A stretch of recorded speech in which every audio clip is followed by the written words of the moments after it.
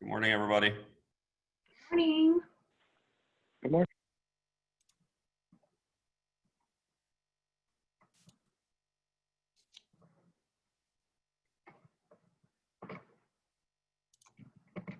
There's the wizard.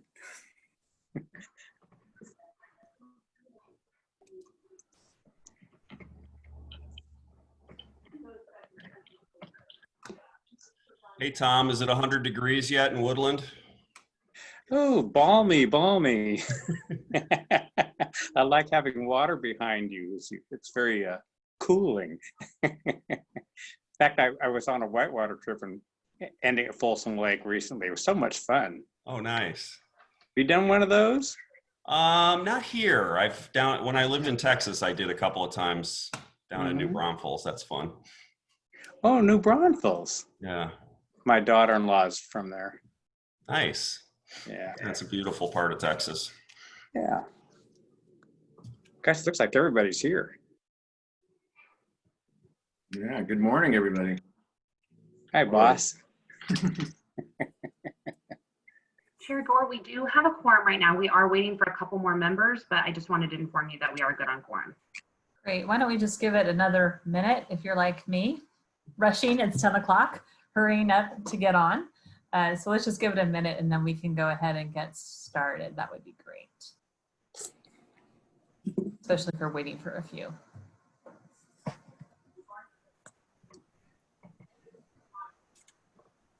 I did, Mike, though, enjoy, actually, though, it was Placer County portion of Folsom Lake over the weekend on Friday afternoon. We took the kayaks and the dog and enjoyed the nice warm water at the lake. So it was very nice. I was swimming in Granite Bay area myself on Saturday. So it's good fun. It's nice to have water in the lake. Yeah. That is true. Actually, the reason we were out is because my brother-in-law needs to pull his boat out of the marina this week. It's the last week for boats in there. So we're trying to get one more trip in that way. Time for everybody to come rafting up in El Dorado County. There you go. It's certainly beautiful, Michael. You can also Yes. raft on the Truckee River. That's another True. option. There you go. That is very true. Touche. You can socially distance on the, well, at least we're trying to keep people socially distanced on the Truckee River. Easier said than done right now. Yeah, that's pretty much all of our, like Jenkinson Lake. That's our problem up here, I think. All right, it looks like it's 10:01 and I heard that we have a quorum, correct? Yes, we do. All right, so I'm going to pull up my agenda here and we will go ahead and get started. Good morning, everyone. Welcome to the Monday, August 10th meeting of SACOG's Policy and Innovation Committee.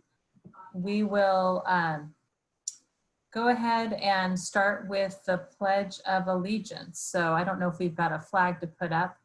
I do. Yep. She does. Terrific. And so then we will go ahead and say the Pledge of Allegiance. If you would all join me. I pledge allegiance to the flag of the United States of America and to the republic for which it stands, one nation, under God, God, indivisible, with indivisible, liberty and justice for all. Thank you. All right, and then we'll go ahead with roll call, please.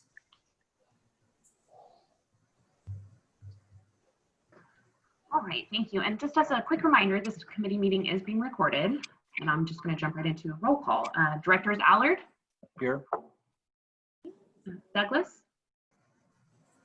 Absent. Ferks? Here. Absent. Oh, there you are. Thank you. Kozlowski? Here. Leahy? Here. Lozano? Here. Zaragoza? Here. Vice Chair Stallard? Here. And Chair Gore? Here. Thank you. So this is our time for public communication. Renee, is there anything that you need to say about public communication before we open it up to the public? Yeah, if you are a member of the public and wish to make a public comment, please do so by raising your hand. If you're participating via Zoom on your computer, or if you're participating telephonically, please just press *9 and I will pull you into the committee meeting to make a comment. Great, thank you. So this is our time for public comment. Any hands up? Any comments from the public? Currently, there are none. All right, then we will go ahead and close public comment and move on to our consent agenda, which is very robust, which is the minutes from the June 8th meeting. Any changes or corrections, or may I have a motion? Stallard moves approval. Second. Second. And second by Kozlowski. All those in favor? Aye. Aye. Aye. And is that okay if I do that in opposed? No, Did I hear a no from Mr. Leahy? it has to be a roll call vote. It has to be a roll call vote. See, I was trying to get by. All right, Renee, roll call vote. Thank you. Yes. Directors Allard? Yes. Douglas? Absent. Frericks? Aye. Kozlowski? Yes. Leahy? Yes. Lozano? Aye. Zaragoza? Aye. Vice Chair Stallard? Aye. And Chair Gore? Yes, thank you. Perfect, thank you. We'll move on to item 2, which is the SACOG Regional Telework Pilot Initiative. Good morning, Adrian.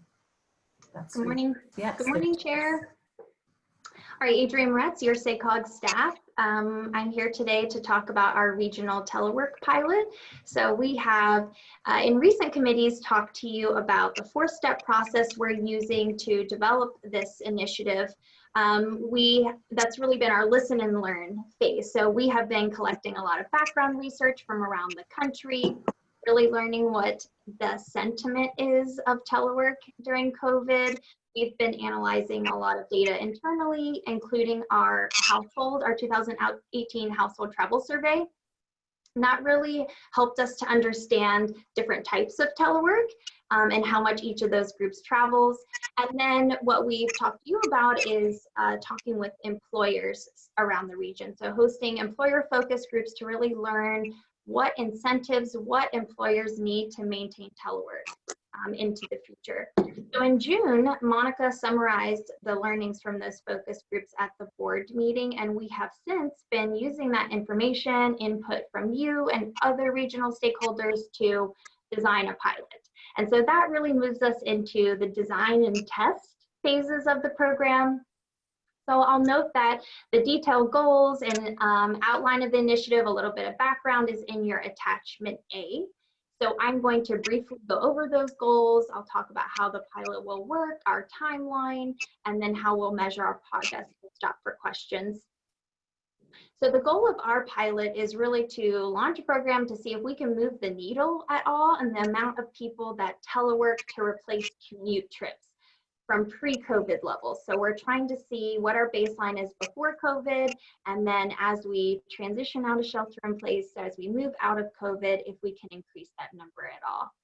And as I put in attachment A, ultimately, we hope that in the future, this could lead to triple the amount of teleworkers that use telework to replace commute trips.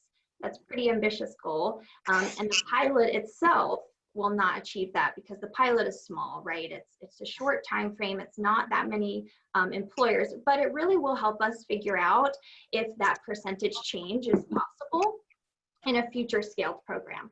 So I do want to touch on quickly how we got to this assumption, this tripling of teleworkers in an eventual program. And I want to pause here to recognize Bruce Griesenbach from our data and analysis team. He's really been analyzing a lot of that data internally, and he may be available at the end of my presentation to help with questions. So we use the household travel survey as our baseline because we really learned through that there's different types of teleworkers. Working from home full-time and never commuting to an office is different than someone who stays in an office 4 days a week and teleworks from home 1 day of the week. So through those different types of teleworks, we're focusing on people who do just that. They commute to the office sometimes, but work from home or another location other times. And in our household travel survey, that was about 10% of respondents. So they had a normal workplace, but they stayed at home or teleworked elsewhere at least 1 day of the week. And so if you take that back to our lofty goal, that would mean a 10% current baseline going to a 30% group that uses telework to replace commute trips. And I want to note we focused on this group because it's an interesting one. On days that this group teleworked, they traveled much less, of course, half the amount of average on days they teleworked. So on days they teleworked, they traveled about 50% less than they normally would. On days they did not telework, they actually traveled more than average. So you could assume here that perhaps if you're teleworking, you're not making any trips, but on days you are going to the office, you may run other errands or do things you normally wouldn't. So all that's to say is what we'll be trying to do through this pilot and future work is getting people to telework more, and on days they're not teleworking to drive less. So kind of the doubling of the efforts there. And so again, really just seeing if we can get pre-COVID levels to increase as we transition out of our shelter in place. And as we move to the pilot itself, we will provide customized technical assistance and services to 10 to 20 employers. We're making an online application available within the next week to 2 weeks. We're going to make that broadly available to you, our regional partners, stakeholders, employer focus groups. And we're going to launch the pilot this month in August. So the pilot will last 6 months. We're going to bring on expert consultants and use ACOG staff as technical assistance providers. We're going to help establish telework policies and agreements, conduct trainings for managers, really the services that the employer focus groups told us they need to make telework viable. Each of the employers that participates, those 10 to 20 employers, will get a set amount of hours of technical assistance. So since this pilot is small, we want to make some of those opportunities available to everyone. So through our trip planning website, sacregion511.org, you can already find resources for employers and employees for telework, but we're going to add to that. So templates, trainings, best practice research, again, available at our trip planning website, sacregion511.org. Another thing we're hoping to do for those who can't participate in the pilot is offer a master agreement approach like we have done in some other areas with the vendors we bring on board.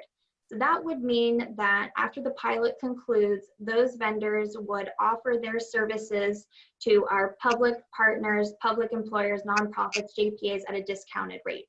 We have to negotiate that with the vendors as we bring them on, but it could be an opportunity for those employers who can't participate in the pilot. And before I move on to measurement, I'll say, there's of course an equity consideration here. Some are not able to telework due to, job function, access to the workplace, access to internet, or other reasons. So we're going to provide customized technical assistance at the employee level and at the residential level. So that's personalized trip planning, could be actual bus passes, offering guaranteed ride home. We want to offer some level of services to property managers, just as a preliminary way to see if we can achieve telework at residential sites. And then we, of course, want to measure our progress, which is where Bruce is great. team comes in.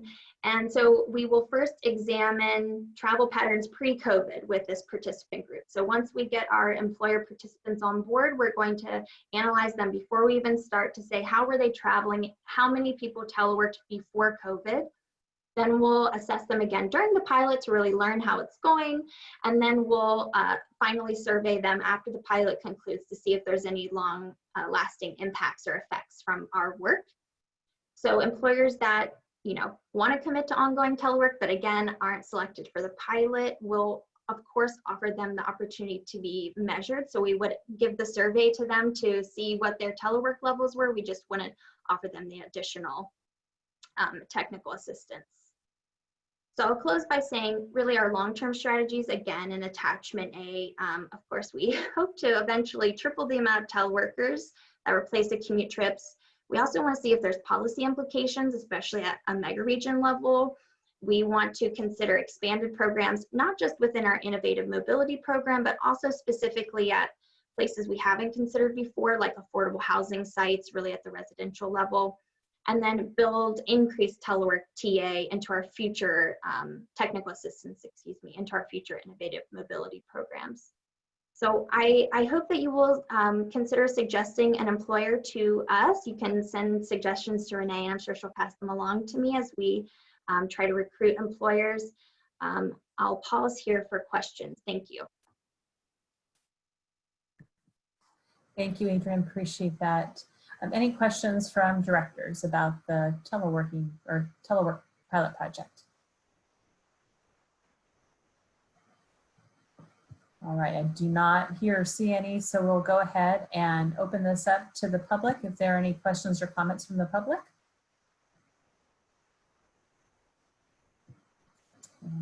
I currently do not have any public comment for this item. Thank you, Renee. All right, well, then without any other comments, obviously, I think we've talked about this previously, it's a great opportunity for SACOG to look at teleworking and how this will impact the region or in the future. I know that even at our county level, we're talking about how we're actually going to reduce the amount of just space that we need for our employees, because we anticipate people working from home a lot more than they have in the past. So just sort of anecdotally, we as a county, we anticipate needing just less workstations and building space. So it'll be interesting to see how this certainly affects traffic patterns as well as just air quality and other things. So thank you for your hard work. We look forward to hearing more. And so you will you all make the application available to the board, so the board has that and could also promote it? Absolutely, Chair, yes. Great, thank you.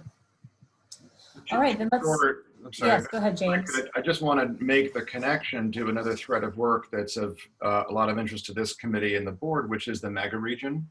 You probably have been seeing even in the news and GSEC and others that what is happening through the complete change now in telecommuting travel behavior is actually pulling our mega regional economy closer together. As Director Ferricks knows, who leads that group on our end between San Joaquin County and the Bay Area, this will be on our agenda when the mega region gets back August 28th. And we now have a lot of interest actually among our different counties throughout the mega region in actually understanding what we're doing here and how we might even keep employers in the larger region without them leaving California. So more to come on that. I just wanted to connect this to another piece of work. Thanks. Thank you, James. Let's move on to item 3, which is the advocacy update. Good morning, Christina. Good morning, thank you. So I will start first with a federal update before moving on to state work. So in DC, both the Senate and the House have technically canceled their August recesses due to a breakdown in talks over the next coronavirus aid package. As talks have stalled over the weekend, President Trump issued a series of executive actions that he said would address the ongoing economic crisis from the pandemic. However, there are questions about his legal authority, and talks seem to be at a complete breakdown between the three parties. Also looming is the end of the federal fiscal year at the end of next month. And so that means that Congress and the White House must agree to a budget by then.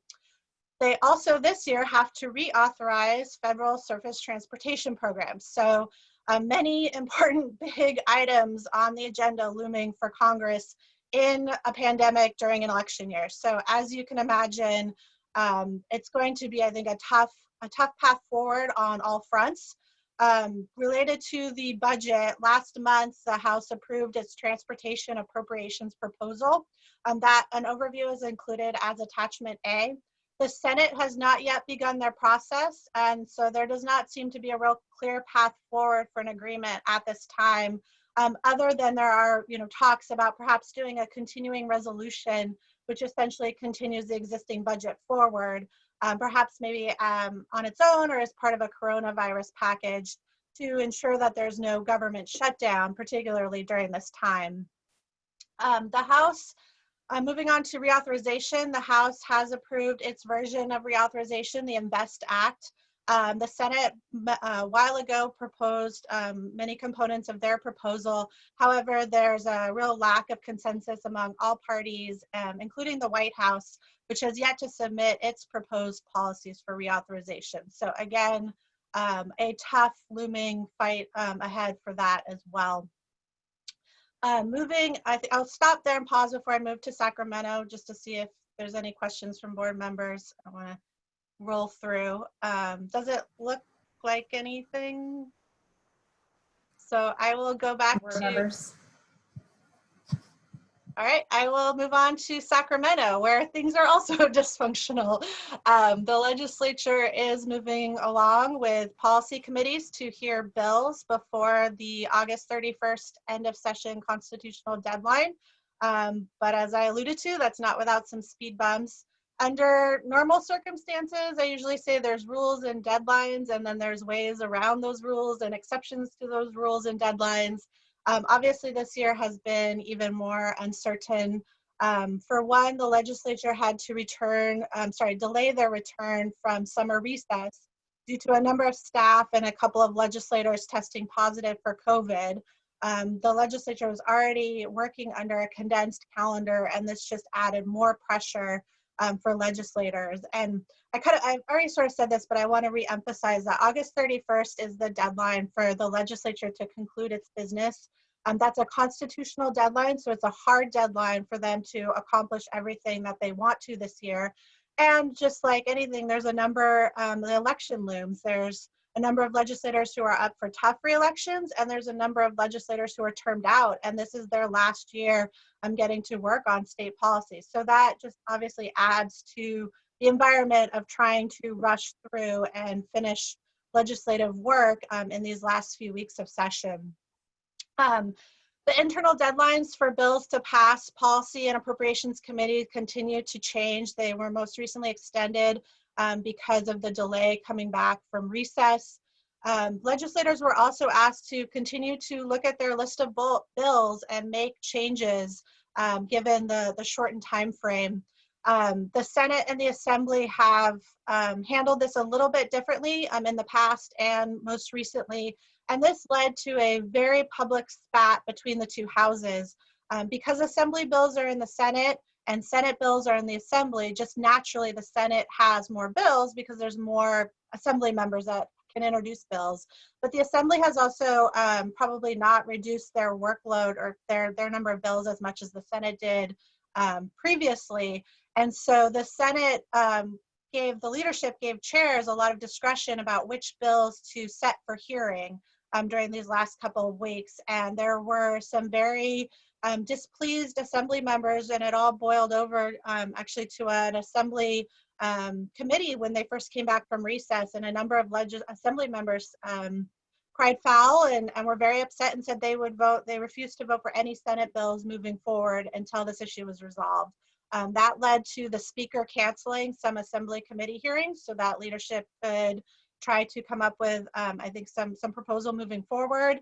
And so we've seen, all that to say, we've seen additional changes. For example, in attachment B, It outlines the bills that we've taken a position on, and there was one bill by Assemblymember Salas, the Regions Rise Grant Program, AB 3205. That bill was not going to be heard by Senate committee, but then after these discussions, it is now moving forward after all. So it is not dead. So that is just one example of sort of the back and forth we've seen happening between the two houses in terms of policy bills. Moving on now to Green Means Go and our advocacy efforts there. Right now, we are really focused on Dr. Pan and Assemblymember Cooley to encourage them to continue to make this a priority with leadership. As you can imagine, you know, any budget discussions right now are going to be tough, and so we need our legislative delegation really behind them in pushing forward on leadership to put something in the budget that reallocates existing funding to Green Means Go. In the past, we have asked directors to share your legislative relationships with us, and we use those results to ask directors who have relationships with Pan and Cooley to call them. So thank you to those who have already made calls, and if you do have a relationship and would be willing to reach out, please let me or James know, and we can share some talking points with you. We've also really significantly focused on the Governor's Task Force on Jobs and Recovery and the newly named Financial Systems and Infrastructure Subcommittee. Our proposal was officially submitted to the subcommittee by subcommittee co-chair Robbie Hunter, who's president of the California State Building Trades. Our proposal also has the strong support of fellow committee member, Lieutenant Governor, who has been a real advocate for us with the subcommittee process. The task force is very convoluted, a back room, not very public. Nobody seems to really know what's going on. But we were very lucky in that James was invited to present our proposal to the subcommittee about a month ago. That was the original subcommittee. So the task force originally had many subcommittees. There's been a shuffle, and a lot of the subcommittees have since been combined. So right now we're in a bit of a holding pattern because there are a number of new members on this subcommittee that Green Means Go is now in front of. However, we've done a lot of meetings, and then also just the response from James's presentation has been extremely positive. And our understanding is that at the most recent subcommittee meeting, the Lieutenant Governor did ask for our proposal to continue through the review process and not be held up due to the reshuffling of subcommittees. The subcommittee meets about every other week. The meetings are not public. It's difficult to really get much information, but I think based on all of that, the amount of work we've been able to do with the subcommittee is pretty extraordinary. And so there's a lot of, I think, positive focus we should put there, and particularly with the Lieutenant Governor and her strong support for Green Means Go. And so with that, I will end there and see if there are any questions. Thank you, Christina. Any questions from directors? All right, and then why don't we go ahead? As a question. Go ahead, Lucas.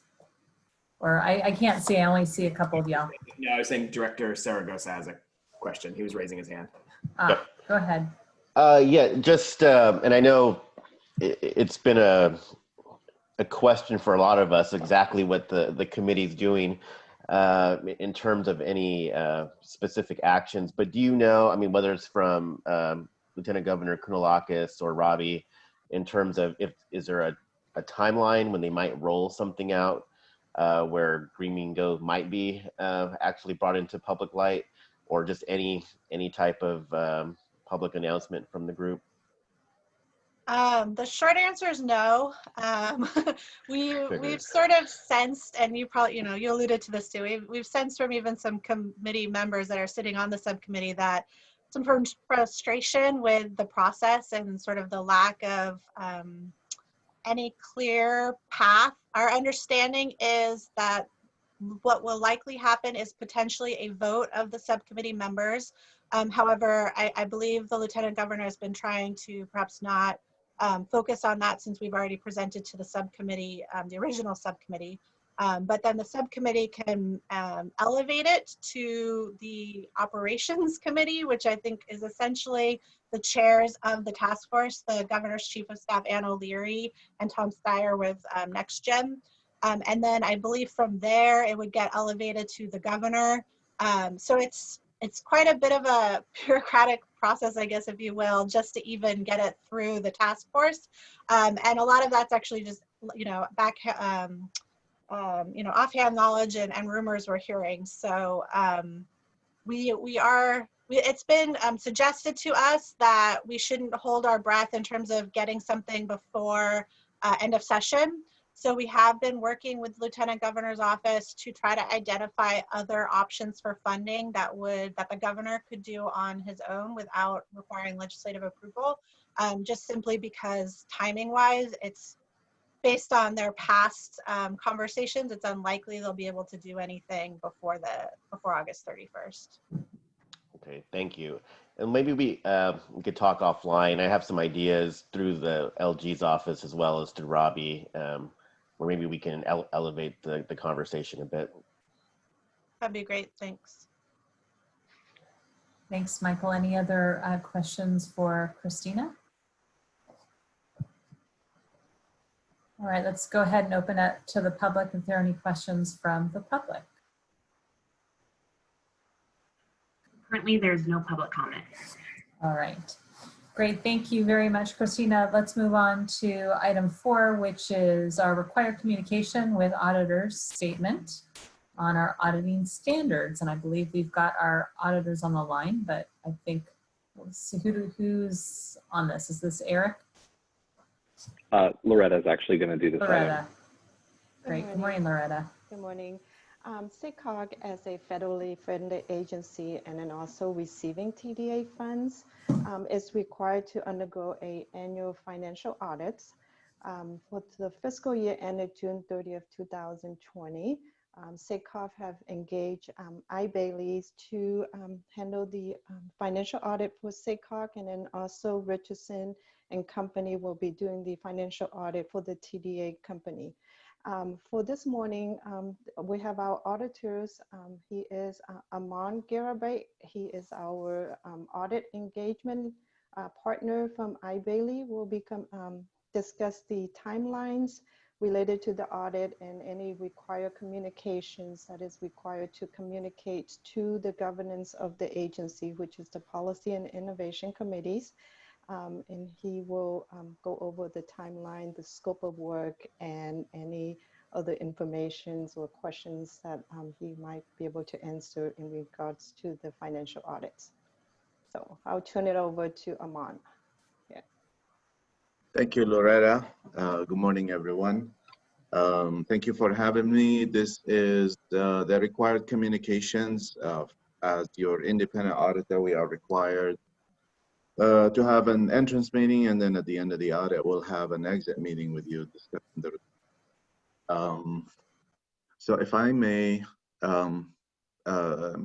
is it okay if I share my screen, or is this something that SICOG will go through the PowerPoint slides? Loretta, maybe you would go to the next slide, please. If you would like to share your screen, you can share it, but I have it ready to go. So just let me know what you prefer. I think it'd be easier if I share it, because I can navigate with the slide. So I'm going to go ahead and do that right now. All right. Can you see my screen now? Yep. Okay, thank you. Again, my name is Ahmad Garaiba. I am the audit partner in charge of the SICOG audit. With me, I would have Kenali Sakustian, who is also a partner, a QC partner, and the managers, Carly Ransom, and alongside with some senior auditors that will work on this audit. Let's see here. The scope of the audit, again, is to ensure that the financial statements are fairly stated. It includes a single audit. We are not contracted to do the Transportation Development Act, which includes local transportation funds and the State Transportation Act. But we will audit the financial statements, which includes a CAFR, and assist in the preparation of the financial statements. The scope of the audit, again, is to ensure that the financial statements are fairly stated in all material respects, is what they call it, because it includes sampling. It's not 100% testing. It is a sample that we do over there with respect to the financial statements. Alongside with that, there will be the federal compliance. You are receiving federal money. And responsibility, again, is to ensure that the financial statements are fairly stated. As part of the audit, we do look at the internal controls. We split the audit into basically 2 phases, maybe 3 phases. The first phase is the interim audit, in which we look at the controls. We look at the manner that you process receipts, disbursements, contracting, payroll, various internal control functions that we see over there. We again do confirmations once we come back in the second phase, which is the final phase of the audit.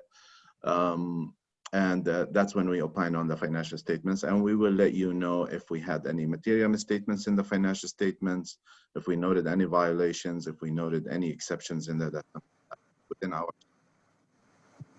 to talk to you about it. Again, this is the same exact thing. It's difficulties, uncorrected misstatements, various types of aspects of the audit. We will for sure make ensure that we are communicating with you what the requirements are. And again, as I mentioned, the interim phase is planned in the August timeframe. The September would be the final phase. This is a process in which we confirm the account balances, we confirm your cash, we confirm your receivables, your TDA revenues, various aspects of the audit, various amounts that are reported on the financial statements. That's the final phase of the audit. And again, we meet with management. The way that we do the audit, we rotate areas of high risk or risk assessment. I shouldn't call them high risk, but we do do a risk assessment as to which area we want to put an emphasis on. We incorporate the element of unpredictability in the performance of the audit. You know, sometimes we look at procurement, in other instances we look at payroll, and it is not that we don't look at the areas, we do, but we just kind of expand sample and branch out into subtasks that they do over there. Same thing with the single audit. I believe it's just 1 grant this year, which is the highway planning and construction. As I mentioned, this is the final audit. It's a confirmation process. That's really what it is. We just confirm the balances, and then we assist the agency in reporting the financial statements that is in compliance with the accounting standards. They call them GASB.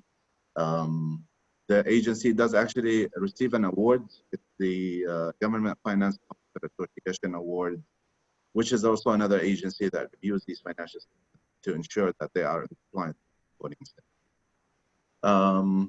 And again, we rotate areas this year. We're selecting revenue recognition. We know that sales tax is all over the place. I mean, this is just the nature of the business now. In some months, we're seeing it way up, and some months we're seeing it way down. So we're going to put some emphasis in there. We always put some emphasis on net OPEB and pension liability. Involves quite a bit of message in there. And then accounting pronouncements, just to let you know, everything got postponed. They actually issued a specific GASB, which is an accounting standard. There's 95 of them now, actually 97.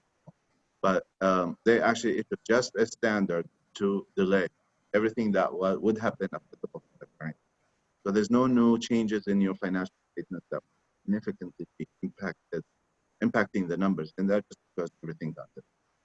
And with that, I'll be more than happy to take any. Thank you very much. We appreciate that. And are there any questions from any of our directors? Very straightforward. All right. Any questions from the public? We'll make this available to the public. And I don't think we've got any questions. I mean, there is no public comment. All right. Well, then with that, thank you very much. We appreciate your presentation. Get to do some fun work, and then we'll hear back from you when the audit is completed. So thank you very much for the update. Thank you for having me. All right, let's move to item 5, which is the 2020 Regional Funding Round Policy Framework. All right, good morning, Matt, and perhaps Garrett. Yes, good morning, Chair Gore, members of the committee. We're going to open with James has a few prefatory remarks, and then Garrett and I will jump in. Great. Okay, thanks very much, Matt, Chair Gore, members of the committee. We had some good, robust discussions last Thursday for your first 2 committees. We know there's a lot of material in here. We know this is fairly complex. And so I just wanted to kind of open up and address a little bit what a couple of board members in the last month or so have asked us to do, which is to be very clear about what was in the proposal from the public works agencies back in May and how we have handled that and addressed it. And the first thing I want to be very clear about is we've spent a lot of time internally and with a lot of our partners around the region really taking very seriously a lot of the ideas in that proposal. You'll see many that are actually reflected wholesale in this draft. And the one thing we didn't do, and attachment C is the attachment that again is lengthy, but it's important in terms of the consideration we gave, the deliberation we gave, and sort of where we ended up.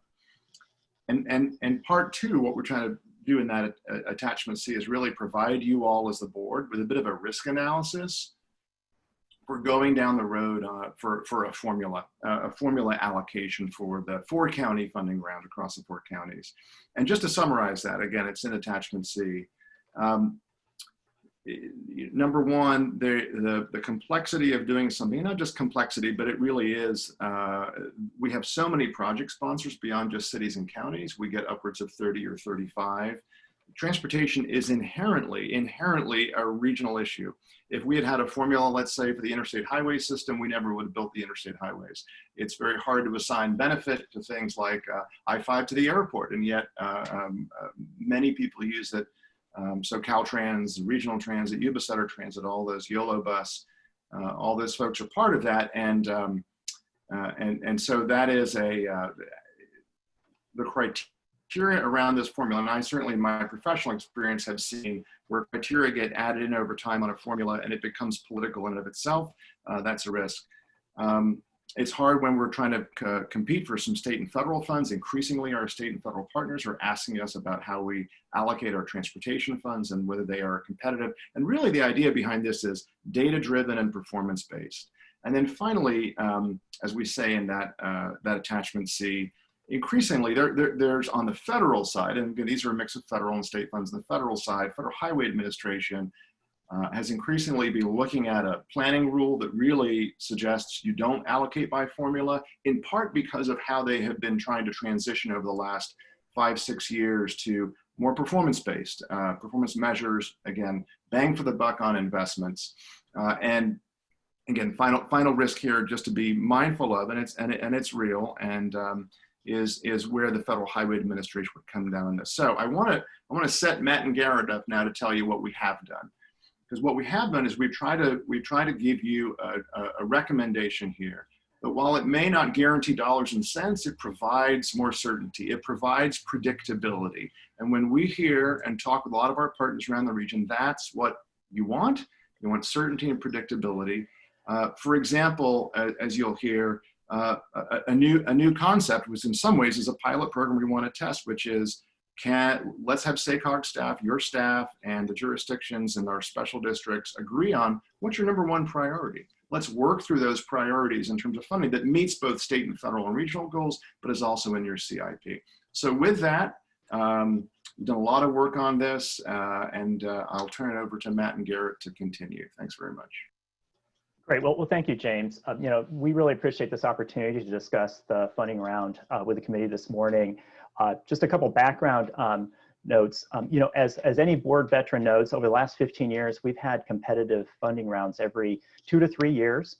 Our regional funding rounds, they're focused on flexible funds. And what that means is essentially the eligibility is broad. These revenues can go towards road, transit, bicycle, and pedestrian projects. A really diverse set of projects that's different from some of the programming we do specific to a source like the Federal Transit Administration.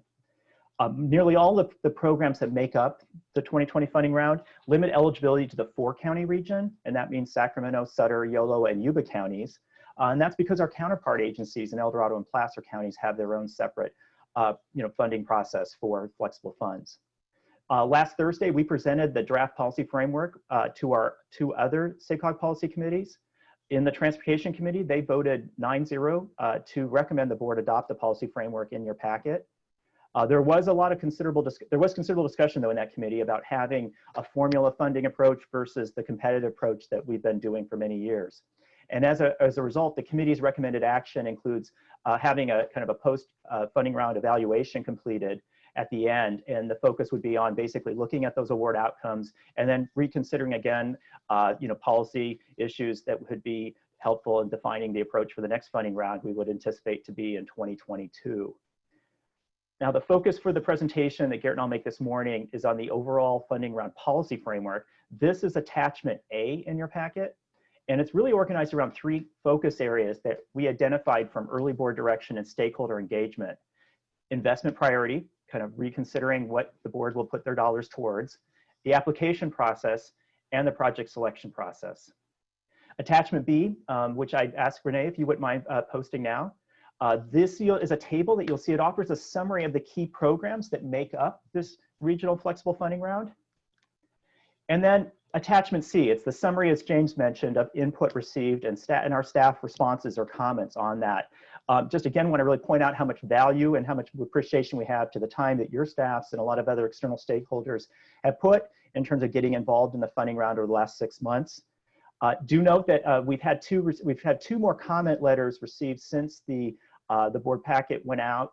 The committee packet went out with the attachment C. One of these comment letters came from the Greater Sacramento Economic Council, or GSEC, and the other from the Sacramento Metro Chamber.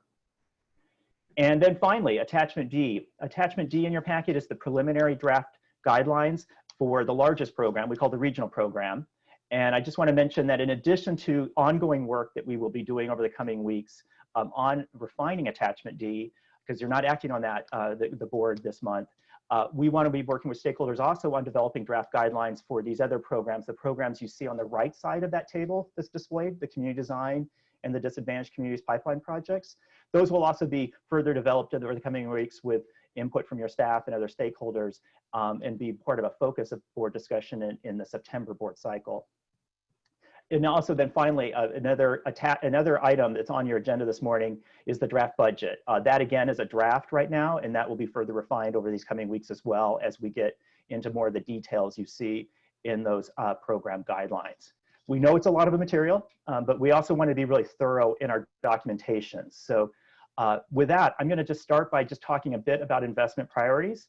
And the investment priorities you see discussed in the policy framework, they're really offered by the policy goals they are supporting.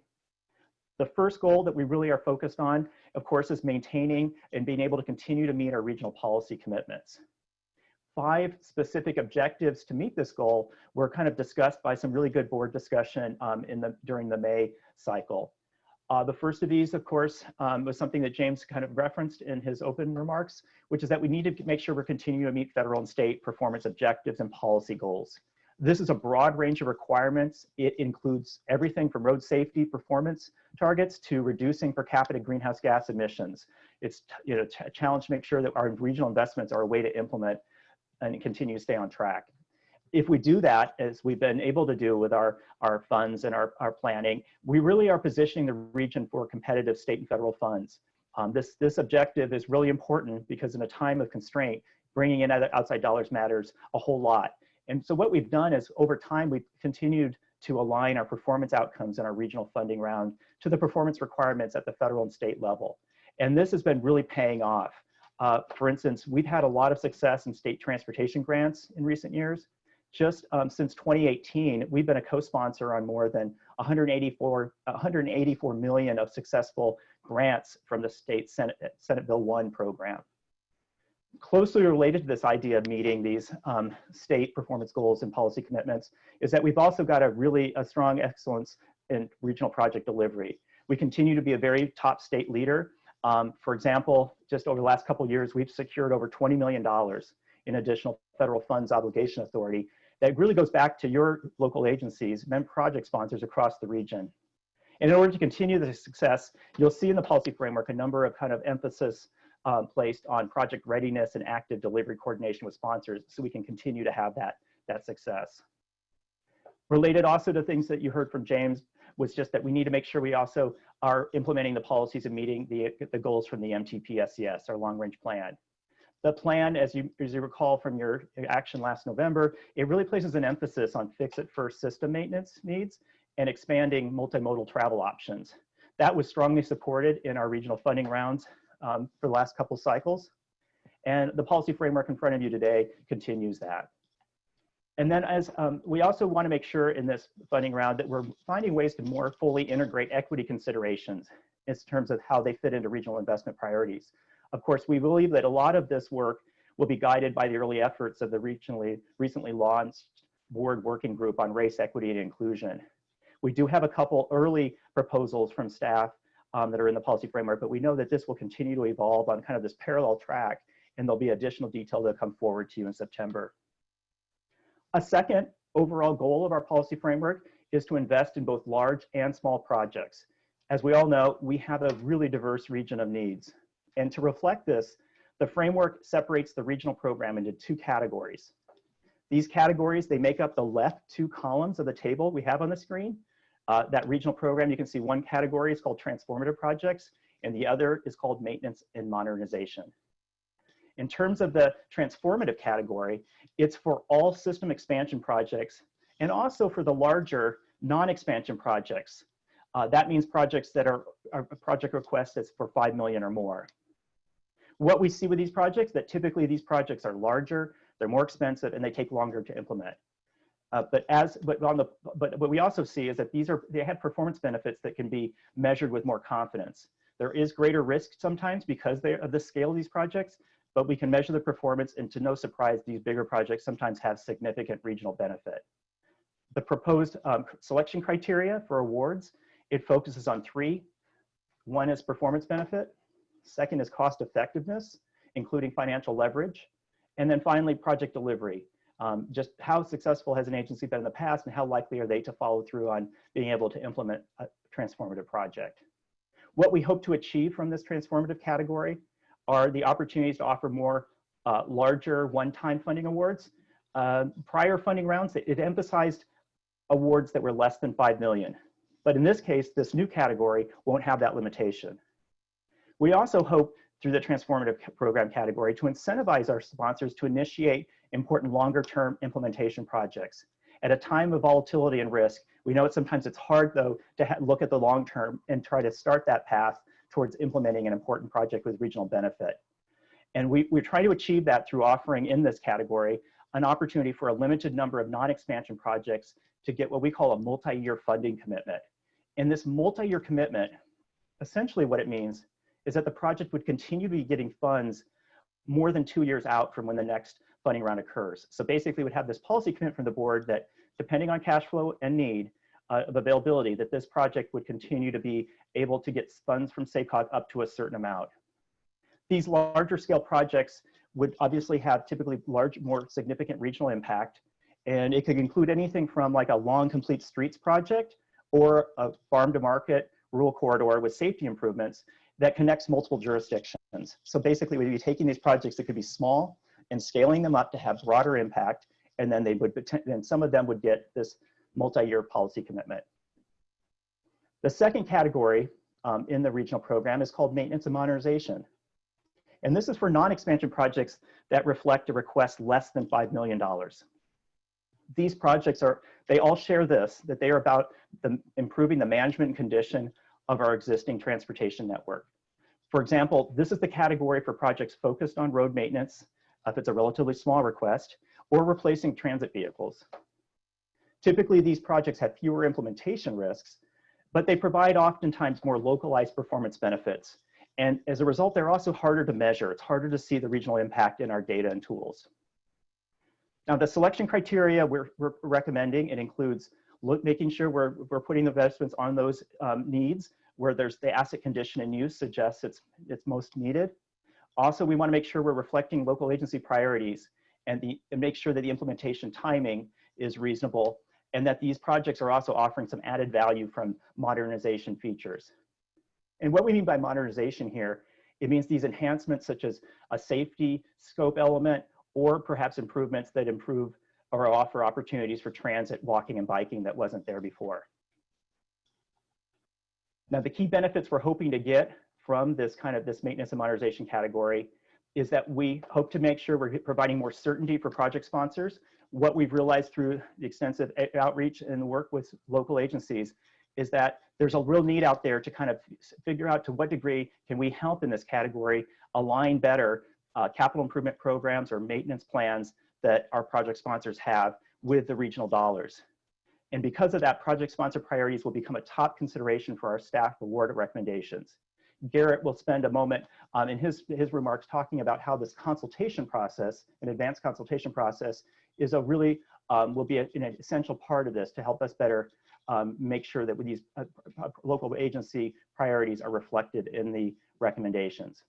We also hope to achieve from this maintenance modernization categories that we'll be able to create something of a pipeline of these smaller projects that can be implemented relatively quickly to boost the economy. All of these projects also share the fact that they are exempt from more complicated regional air quality analyses. So as you may recall, last fall, we had a real problem where we were starting to realize that we might have a lot of projects that would be just held up and unable to advance. Because these projects would not fall under that kind of constraint, that these are projects that we continue to be able to match with our dollars and continue to see them implemented during this tough time of economic uncertainty. We also feel like there's a real opportunity with this category to continue to support the fix it first priority in our long range plan and to enhance benefits to disadvantaged communities, because oftentimes these are investments in existing established community areas where there is a real correlation with also disadvantaged communities. So we hope to achieve all that with our maintenance and modernization category. A third goal we're trying to achieve with this policy framework is to support more place-based planning, as well as trying to get more of that kind of support for pre-construction project development work. This goal is largely achieved through our 2 place-based programs, and they're called place-based because they combine land use and transportation strategies in targeted areas. Again, these are those right 2 columns you see on your table, community design and the disadvantaged communities pipeline projects. There's 3 kind of focus areas in the policy framework we're trying to achieve. We're trying to make sure we're accelerating infill and providing cleaner transportation options. And there's related to what you just heard from Christina Lockey, there's a real opportunity here to link our policy framework to the Green Means Go program and through our longstanding community design program. By doing that, we believe there's a real opportunity to attract state economic recovery funds, as well as more private investments that can really help leverage and boost the impact of our limited SACOG funding. Very much connected to what you just heard about in your state advocacy update. We also hope to, in this area, to incentivize more agencies to plan and deliver projects for the future. As I mentioned just a moment ago, in this time of volatility, it's hard sometimes to think ahead past the next year or 2, but we really want to make sure that we keep that pipeline of longer term projects still moving forward. And so by allowing for larger project development awards, that we really hope that we can really help offer the opportunity for some of our sponsors to reduce the need to phase or segment the delivery of a project. We have many examples in our region where project sponsors have come back through many successive funding rounds to continue to do work. And that sometimes means not only do they spend a lot of money and time on more applications, but it also sometimes had to go back and revisit the environmental phase, or actually gone back to revisit the design phase. And we're hoping by having these larger awards to reduce that need to phase or segment some projects. One of the ways we want to achieve that is that in our longstanding community design program, we've long offered an opportunity to receive $100,000 of non-competitive funds for eligible planning studies or technical project development activities. In this policy framework, we're recommending to boost that from $100,000 to $500,000 with some considerations for getting that maximum amount, but that would be basically guaranteed a certain amount up to $500,000. We also want to achieve through this goal, we want to make sure that one of the objectives is to increase the focus on investments and engagement in disadvantaged communities. As I mentioned a moment ago, this is kind of running on a parallel track with our board working group on race, equity, and inclusion. And so further details on this will be kind of shared in September, but we believe that this place-based program you see described on the table is a real key next step for doing that. What this involves is that we would be providing $3 million in guaranteed grants to all member agencies in the Fort County area for their planning efforts. And we'd also include some policy instruments to help disadvantaged community investments. Specifically, one of the recommendations in the policy framework is to provide local match waivers for an application if it's in a disadvantaged community. And this we hope will really attract new sponsors and attract more investment in those areas. A fourth goal, and the final one I'll cover, in my remarks is the overall goal in the policy framework is to help local agencies win competitive grants and keep their projects on schedule. This is supported by the advanced consultation process that Garrett will describe and 3 new investment tools that can help project sponsors. One of these tools is, or financial instruments, is the revolving local match fund. And through this fund, we would be offering a strategic amount of regional funding towards local match needs on competitive federal and state grants. We think this can really help our local agencies kind of level the playing field in a state where oftentimes the Bay Area or Los Angeles area, with all the local dollars they have from bridge tolls and large measure programs, have an advantage because they can match their asks with so much local money. We also are offering a financial instrument called the Project Funding Gaps Fund. And this program would provide strategic funding to cover relatively small, unexpected budget gaps and ensure near-term projects can continue to move forward on schedule. This can make a big difference right now where we're all looking for economic stimulus, and projects that are held up just means jobs that can't happen in terms of making that project implemented. But similar to both of those programs, the Local Match Fund and the Project Funding Gap Program, is this challenge about demand. We know there's a lot of need out there. So you see in the policy framework some criteria to make the most out of these funds. Eligibility is relatively broad, but we have to make sure that there's some opportunities, whether it's the capping of the total that you see or eligibility constraints, to make sure that we can manage the demand we can expect for those programs. And then finally, a financial instrument that we believe can make a big difference in the more rural parts of our region is what we call the Rural Urban Connections Federal Funds Exchange. This has been a long-standing program we've had, but we're recommending to scale it up, make it larger. And what this does is this will provide a non-federal revenue source to eligible rural counties and small communities. And this really allows those agencies that oftentimes have challenges in terms of staff capacity and just the fact they don't manage much in terms of local dollars, the opportunity to get easy to use local funds to implement their projects. So that's kind of a quick highlight of how we see the investment priorities folding into the policy framework. I'm now going to turn it over to Garrett, and he'll offer some important improvements we're recommending in terms of the process changes. Great, thanks, Matt. As you just mentioned, the proposed framework in front of this committee today includes process changes that complement the investment priorities and the programs that Matt just spoke to. These process changes center mostly on the application streamlining element and the project selection element. Your attachment A does describe these process changes in greater depth. I'll just touch on a couple key highlights in my presentation this morning. First, as Matt and I think James also mentioned, we are proposing for the 2020 round to hold advanced consultations between SACOG and project sponsor staff prior to the application period.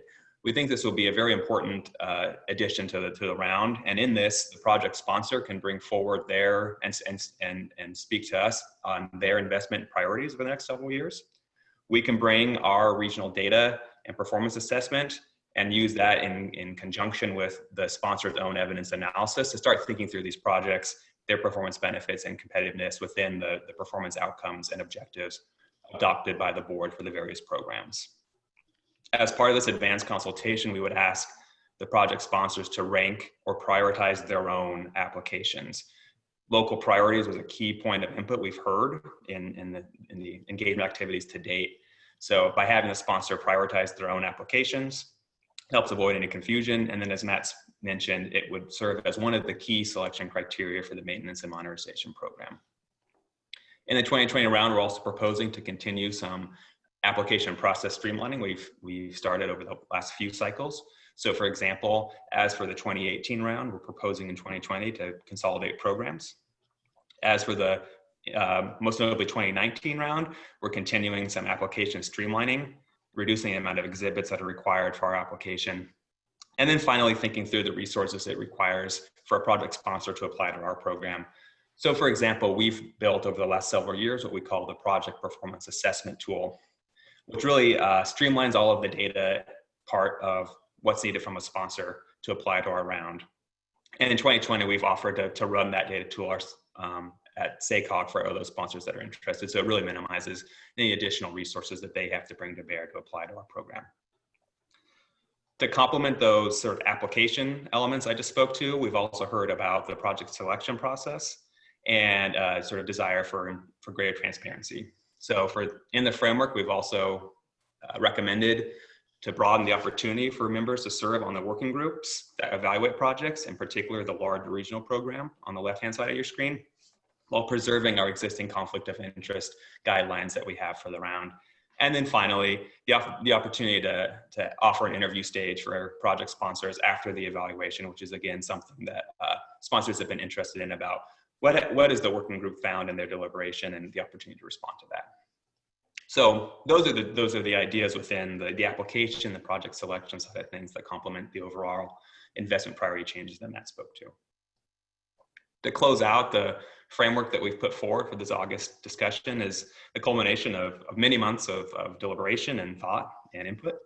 We very, very much appreciate all those that have contributed their ideas and their feedback.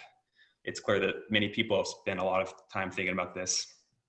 And when we thought about those points we received, we also spent a lot of time thinking about that, notably how it would fit within the round, and in particular, fit within the regional policy commitments that the current board and prioritizations of the board have set for the regional funding round. So what we believe we've put together is this framework that preserves the competitive approach that we've taken for the round in the last 15 years, while incorporating really important revisions around application streamlining, around greater certainty for project sponsors, and then as well some revisions to shared investment priorities. The Transportation Committee, the recommending committee on Thursday, did recommend this framework to the full board. So the full board will have an opportunity to engage on this in next Thursday on the 20th. So I'll pause there and turn it back over to the chair to facilitate the committee discussion, but Matt, James, and myself will be available for any questions. Thank you. Thank you, gentlemen. Appreciate that presentation. And we'll start with questions from directors. Any questions from directors?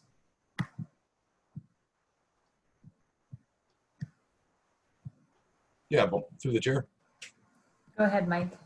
Yeah, I really think that that Matt and Garrett have worked really hard to put this together.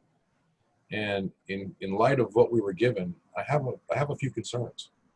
One of the concerns is we did ask to take a look at the formulaic funding, and all we got back was 5 or 6 reasons why it was a bad idea. We didn't have anything proposed to us about what it would look like if we did that. And to me, that's a concern.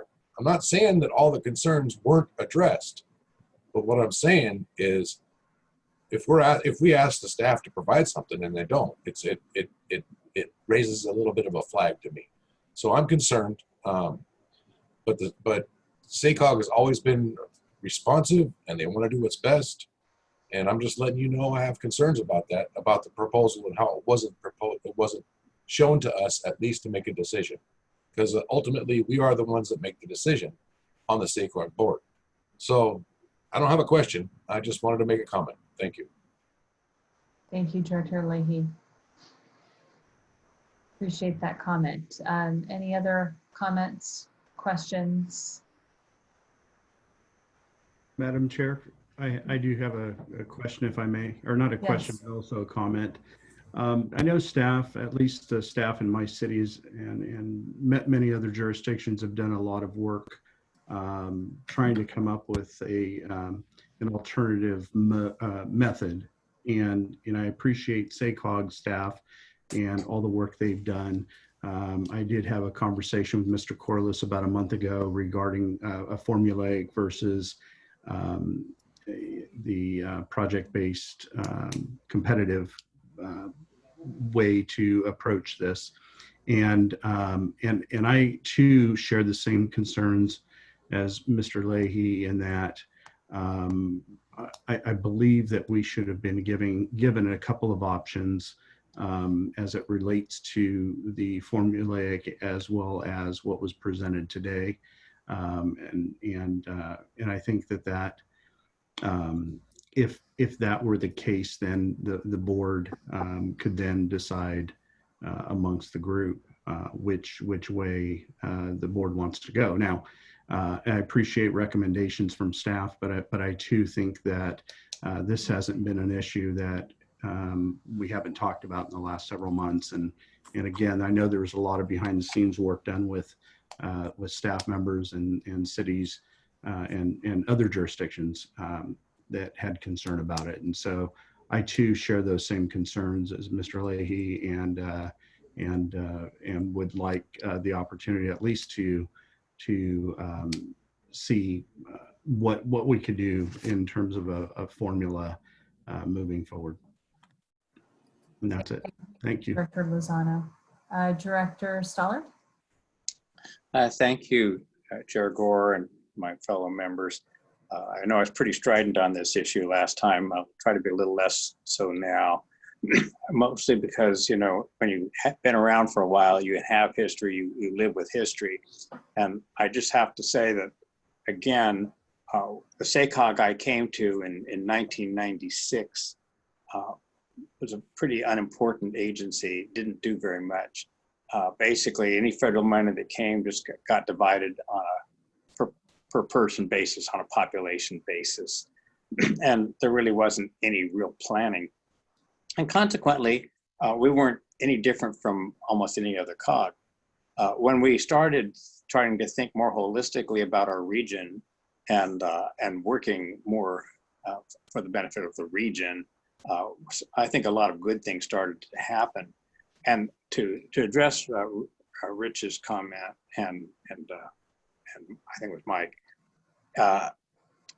you know, I think you have to acknowledge we got $20 million more than would have been our normal share because we were ready to make effective use of that money, and we demonstrated that by how we had been allocating our money. There was never any extra dollars in the era when we just divided it up, because we weren't impressing the people who were actually providing funds, the source of the funds. So I just feel like we are actually doing better because we have put ourselves into a competitive relationship. And I'm not speaking because Woodland's got more money than it would otherwise be entitled to, or less money. Frankly, I don't even keep track of that. And I don't know if any of us really do that. But as I like to remind myself all the time, my people, my residents, my voters are regional. Half of them leave our community, the workers leave the community and work other places. Half of our jobs in our community are filled by people from your communities who come to my town. So it's in all of our interest to have the best transportation infrastructure. And I think the competitive aspect has made us all be better. We have to make sure our project really has all the best elements, the planning elements we can put into it, and that we're ready to do it in a timely fashion. And back in the late 90s, we had millions of dollars sitting in funded transportation projects that were just sitting. They weren't going anywhere. And that's really a waste of opportunity. SACOG has gotten much more sophisticated in its management of money. If someone's project is ready to go, we can move money from one project to another project. We do those things. So I really feel we have a really precious asset in our Sacramento Area Council of Governments organization. It helps us all work together for the good of everybody. And I would really not want us to go to the point where we were back in 1995, where basically everybody gets a certain amount of money based on their population. That is not, to me, good planning. So I think what the staff has done really a good job at is try to listen to everybody, try to provide a little, let's just say, effort to make some money perhaps more accessed basically by right rather than by competition. I don't personally wish to go that way, but I recognize this is our collective decision, our board's collective decision. And if my fellow electeds feel they want to move away from competition to money by right, you know, it'll be a decision of our board.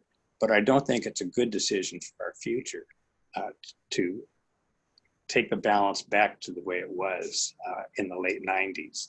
So that's my honestly shared opinion, guys and gals, and I hope we'll get through it when we have our board meeting. But I want to thank the staff. You can hear from what they had to say that a lot has gone into thinking about this, and everybody wants. Who doesn't want unencumbered money? It's just by right. Truthfully, we all have it. It's called SB1. We're all getting money. We all get gas tax money. We have other sources. But to get that additional money to really make projects happen, we really need those federal dollars too. And the SACOG process to me makes us all work a little harder and perhaps a little more thoughtfully. And in the end, we have a regional benefit from how these dollars are allocated. Thank you for listening to me, and you'll probably have to hear it all again on that Thursday when we all get together. Have a good day. Thank you, Director Sollard. Go ahead, Director Kozlowski. Yeah, so I share Tom and everybody's opinion that Matt and Garrett, Eric, everybody that's put time into developing this plan, it is a thoughtful approach and it is responsive in some respects to the things that were asked for, but it still does, to emphasize what Mike and Rich have said, it does still work on the underlying premise that a formula distribution cannot be considered and should not be a part of the distribution strategy. So just to keep this a little light, because I don't want people to take my pointed comments to be anything more than just my opinion. We love you. One of my all-time favorite movies is Shakespeare in Love. And there's a point in there where the guy who's the theater owner is asked by the person who's putting the investment into making the play, what is going on? And he goes, well, the state of theater is the natural condition is that one of insurmountable obstacles on the road to imminent disaster. And the guy goes, well, so what do we do? And he goes, well, nothing. It works out in the end. So that to me has always stuck with me as my overarching opinion of policy and procedures in some respects, in that I'm an optimistic nihilist. And regardless of what we decide to do, we're probably going to work out okay because we have smart people working on all these things. But here's my pointed comments. With regard to the 4 points that dismiss the idea or attempt to dismiss the idea of formula distribution. The first one, which effectively, the intent of it is that that's too complex and challenging, I find to be a false argument because we are living in a very complex and challenging situation already, okay? We have very competent staff, and to suggest that we have too many project sponsors, that changing board policies, too many possible criteria or political influence are somehow diminished by any particular set of criteria for funding distributions, I find to be a neutered argument on its face. The second one, which is that we would undermine the MTP and SCS performance objectives, I have said many times before, almost all funding that we deal with has strings attached to it. If there was a formula distribution that had strings attached to it that reinforced the need to meet the MTP SCS restrictions, I think that would satisfy everyone involved and would not change the fact that we are trying to meet the MTP SCS goals. There doesn't need to be an allowance that is untethered entirely. I agree with Tom. I think that's a bad strategy. But to suggest that you can't have an allowance that is premised on specific activities and responses and goals is, again, something that I think all of us can manage. The idea of reducing competitiveness for state and other federal funding, again, if we are demonstrating that we can meet our MTP goals and other goals like that, again, I find that to be a little bit of a reach. It may be true. I don't deal in the all the minutia of the complexity of that, how that funding comes to us, but it seems unlikely that if we were providing the results that the funding would go away. And then to that point, and I'll probably stop right there, but the last one, item D, which kind of uses a excerpt from the Federal Highway Administration's rules. The excerpt, to my reading, and I don't know the whole rest of that section that it's pulled from, but it basically is two sentences. One saying that we prefer that you not distribute by formula. But then the second sentence says, if you do, you need to do things, right? So maybe the argument could be stronger there. I find that to be a problem. But, you know, in the end, me philosophically, I was so unbelievably surprised and encouraged by one thing that Jerry Brown said several years ago, and that was reintroducing the idea of subsidiarity. And basically that is, you know, giving the responsibility to the smallest, lowest, or least centralized competent authority. And these four arguments, to my reading, basically tell my local guys that, you know, work in my city that they are small, low, and incompetent, and that they can only get a good result if they are guided carefully by the staff at SACOG. And I find that to be troubling. So I don't, like I said, I wanted to make some pointed comments and rebut what was put up as an argument why we can't consider formula funding, and renew my comment that I believe that we can have a formulaic approach that has the proper strings attached to it. And I think that the transformative large project proposal, and I think the maintenance and modernization category that have been created, I think those are good steps in the right direction.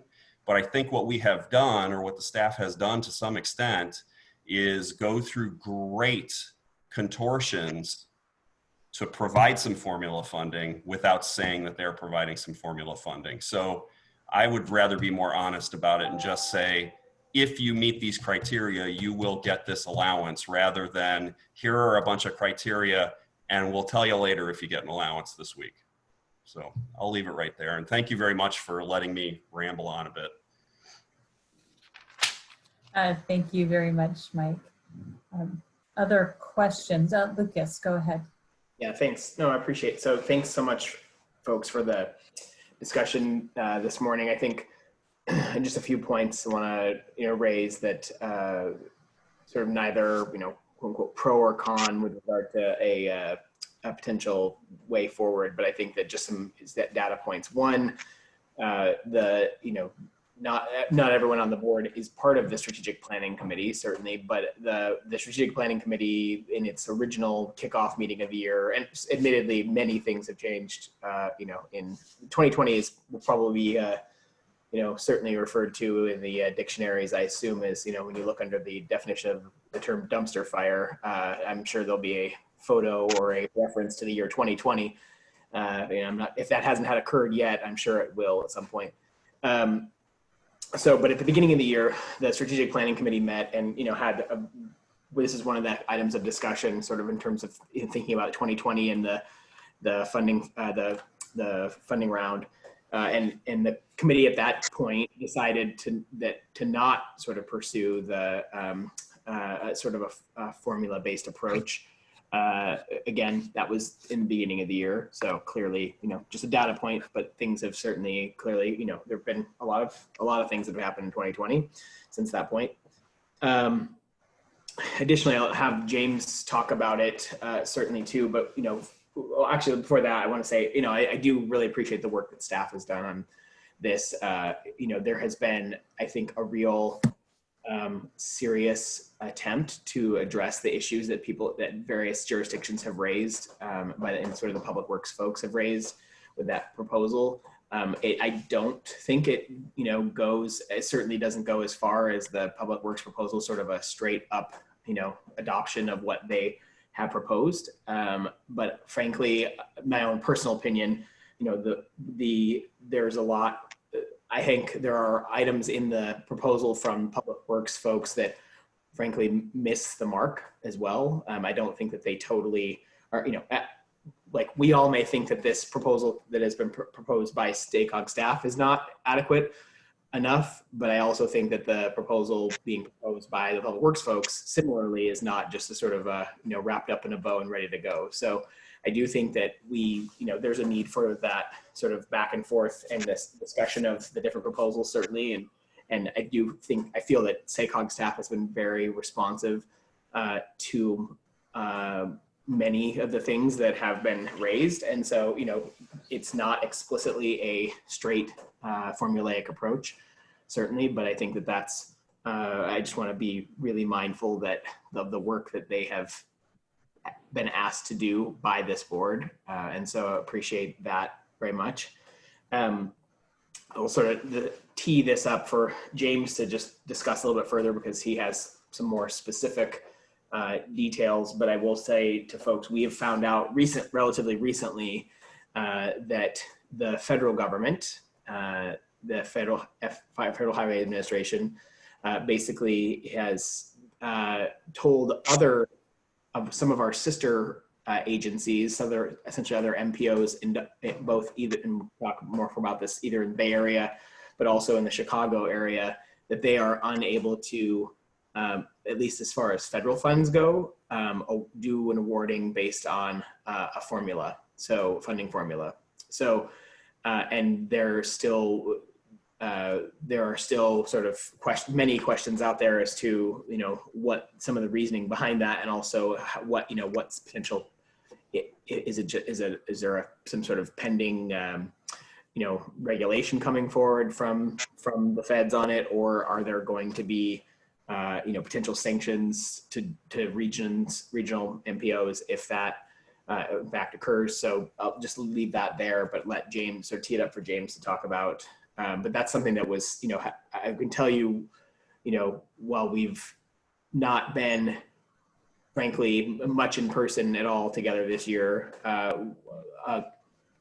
exceptionally large amount of time continues to be spent on these discussions, both, I mean, in the committee levels, at the, you know, with the board leadership, with SACOG staff, and all of our individual sort of agency staff in our respective jurisdictions and such. So just want a few points there, and then let sort of tee that up for James to have a little bit more of a discussion about. Thank you. Thank you, Lucas. I'm looking to see if there are any other questions. And I think comments are welcome even if you're not in the jurisdiction. I mean, both Michael and our counties don't participate. One of the questions that I had, James, and I certainly hear the comments from my colleagues about the desire for at least voting on the formula. That, of course, requires a lot of additional work and challenges. One of the questions that I specifically asked you just earlier today was, you know, we want to make sure that we plan regionally and actually have the opportunity to assist jurisdictions get projects completed, which is really the intent of this. And the question I asked is, do we make sure that jurisdictions get projects ultimately funded? So here's a small jurisdiction like Live Oak, and they don't have large projects and nearly the expertise that the city of Sacramento does. You know, how does SACOG assist those smaller jurisdictions with funding priority projects? Because I think that's the part that's most important to me, is making sure that each jurisdiction has an opportunity to get projects funded, to utilize and leverage funding. Because you know, we did that in Placer County a lot we ended up funding the Highway 65 bypass, which took a lot of funds for a long time before we were able to get that completed and then move on to some other projects. But it ultimately ended up being a win for our region, and it was a smaller jurisdiction, but it had regional impact. So I think that was really my question, is how do we make sure each jurisdiction over time does get a fair share, especially if they're smaller and don't have the staff resources that might be needed. Yeah, thank you, Chair Gore. And Director Ferricks, I think, had asked me to respond a bit to the FHWA citation that's also been discussed here.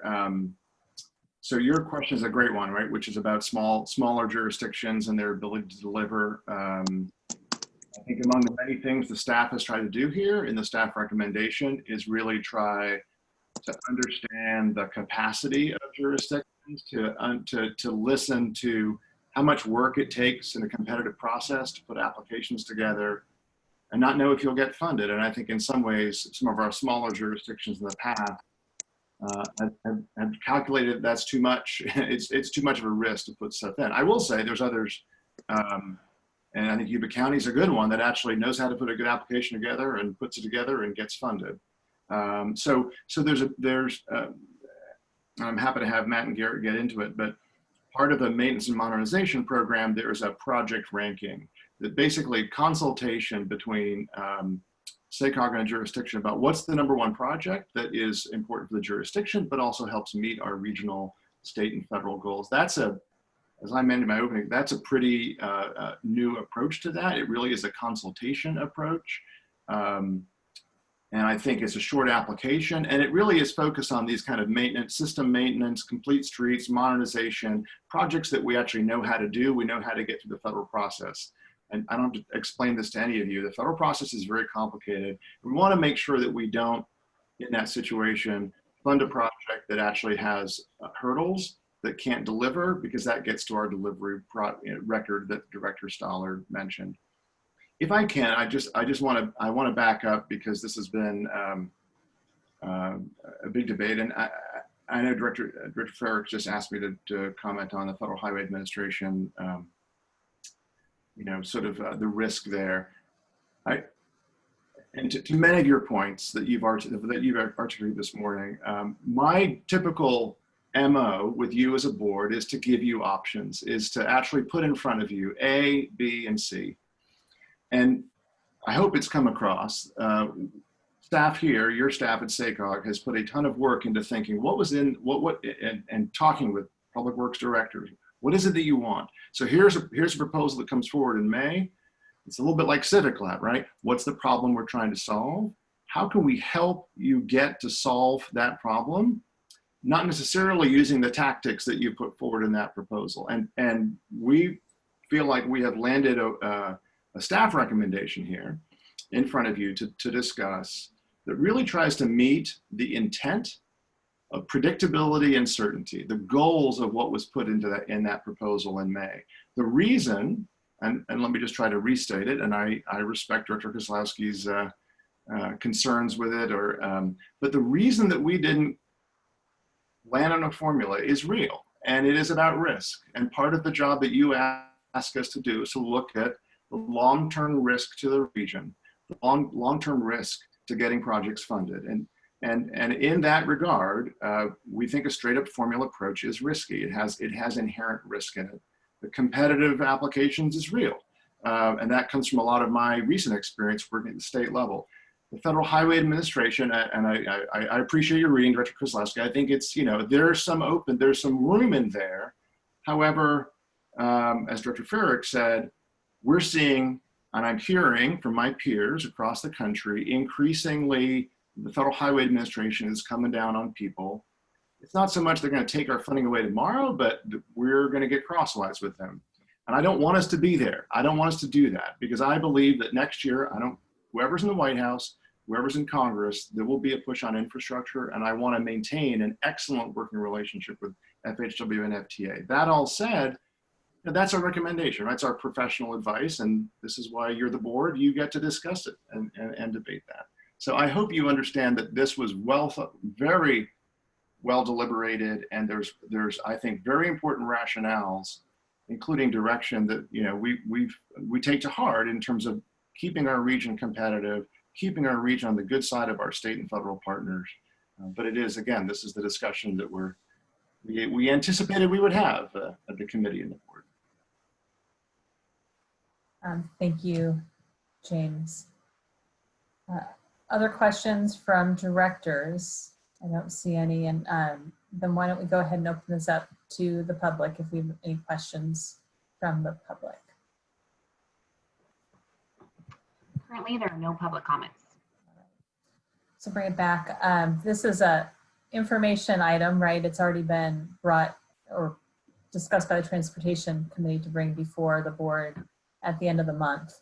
But you've heard some additional comments, and we'll have another opportunity to view this, but appreciate the update and the frank discussion. And can I just say, respectful discussion.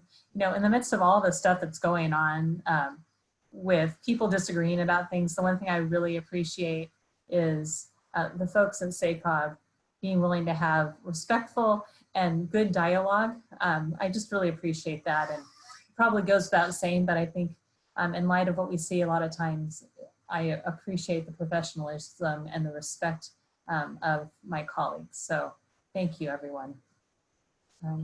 Let us move to item 6, which is the 2020 SACOG Regional Funding Round budget, and back to Matt and Garrett. Sorry, Chair Gore, a little bit of a Zoom delay. So just a background note on this. This budget, the draft budget, of course, this is a foundation element for the 2020 funding round. And as I mentioned up front, as with some of the other materials that go into greater detail, such as program guidelines, this is very much of a work in progress. Obviously, board direction and stakeholder input this month will help guide a final budget that we'll come back with in September.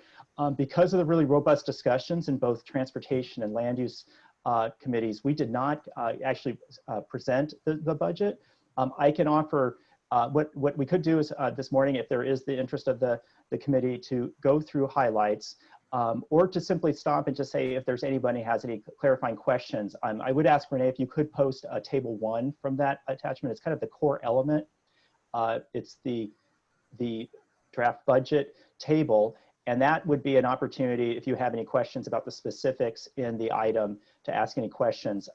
We are, like I said, we are continuing to update this through this month, and we'll be coming back with the final budget next month. If that's a challenge, Renee, I could share a screen, but with my Zoom knowledge, you never know, right? I'll pull it up. Just give me one moment. Yeah. Thank you, Matt. Oh yeah, no worries. Okay, I do have it right here, but you know. It's up to you if you want to try to share. Maybe let me see if I can do this without having everybody thrown off the call. One moment, please. Okay. I'm not seeing the option. Renee, if you wouldn't mind, look up for it. Yeah, I'm pulling it up right now. Okay, just one moment. Thanks. It's called. It's in the committee. It's called table 1. Perfect. Thank you, Matt. Great. So Matt, did you say that this hasn't yet gone before the transportation? That's right. Because they're not acting on it this month, Chair Gore, and we simply ran out of time. We had already had a 2-hour meeting for transportation and land use and natural resources committees. So the choice of their chairs was to delay discussion of the item. It's not on the action agenda for the board on August 20th. But with a little bit of time we have today, I can certainly hit high points or simply pause and see if there's anybody, any committee member that has questions on the material. I did read through it, but we do have a question. So go ahead, Mike. Yeah, Yes. so maybe, Matt, if you don't mind, maybe you could just outline how it is that the funding that's available intersects with the idea of the transformative project Sure. idea. Because that's closest to what I envisioned was a good outcome of all of this talk. So. Great. Well, thank you, Director Kozlowski. It's a great question. And it really is the issue about the splits within the regional program. If everyone sees that top line, we've divided, the table's divided into the project-based programs and the place-based programs. And just to remind folks, those place-based programs are distinct because they integrate land use and transportation strategies, and they're limit eligibility to specified geographies. But in terms of the regional program, that large program, and you see that line that proposes right now a working target of 163.5 million. That right now is not split, Director Kozlowski, between the 2 subcategories because we wanted to get direction this month about interest in transformative and maintenance and modernization programs. So that's a total for both, that split. We do anticipate that there's going to be high demand from our work with sponsors for maintenance and modernization. Many member agencies may only be applying within that maintenance and modernization category. That's the one with a very streamlined application and process with consultation and getting local agency priorities. But what we would anticipate doing is taking input this month, and please let me know your opinion today, and then that will help guide what could be a draft target between the transformative and the maintenance and modernization categories. It's also possible the board may choose to not want to set a target, but to instead get a briefing from staff this fall about the number of applications that have come in for the 2 programs and either set a target during mid-course during the funding round, or to simply take staff recommendations at the end of the program on what would be the split in terms of the project awards between the 2 categories. But at this time, it's not split. I don't have any particular preconception of how it should be split. I can imagine that you could exhaust the whole amount on fix-it-first projects, though. That is that's a good point, given demand, yes, and then some, right? So, so the goal would be, what we could do, and Director Kozowski's, we've done this on some of our other programs, is we could set a minimum investment target, but then based on what comes forward from staff at the end of the process, you could see, did we meet at least a minimum? We've done that before with setting like a minimum amount of money on transit projects or other kind of modes, or, so that's one other thought we've been thinking about, but very much a work in progress right now. Got it. Thank you very much. Absolutely. Any other questions about the current proposed budget for the funding? Mike's scratching his head, but that's not a hand up. And so, Matt, you said that we actually won't take action on this in August. It will be coming back to us after the board meeting in August, correct? That is correct, Chair Gore. Our hope is that continuing the good dialogue we've had with your staffs and other external stakeholders for these upcoming weeks, we would anticipate having an action on the budget in September, and then those final program guidelines for the different programs and applications done by the end of that month. Great. All right. Then we probably don't need to have you go over the rest of it. And we can open it up to the public. I did not do that yet, so leave that open to the public if there's any questions. And I don't think we see any. Nope. So with that, we'll bring it back to us. And I think we have now gotten to the end of the agenda. We've got a couple of receive and file items and updates.